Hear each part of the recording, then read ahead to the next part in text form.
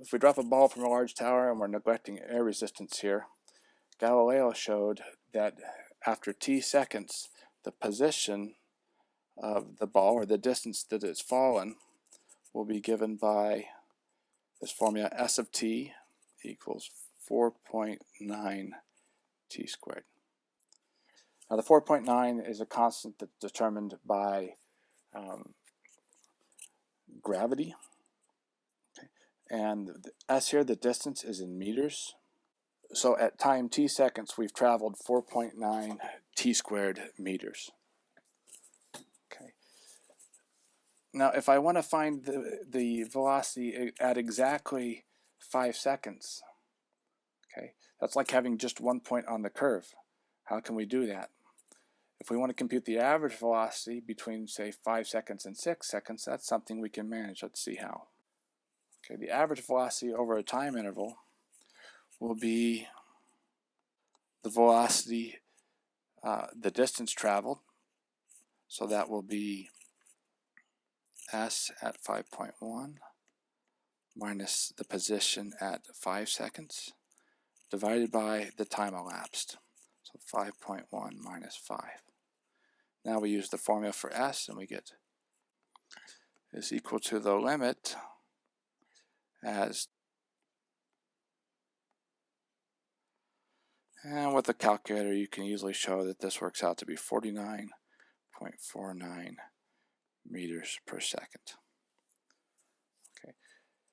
As we consider smaller and smaller time intervals that are close to 5 seconds, we see that the average velocity appears to be approaching 49 meters per second. Okay. So we would say that the instantaneous velocity, t approaches 5, of the position at time t minus the position at time 5 over the time elapsed, t minus 5.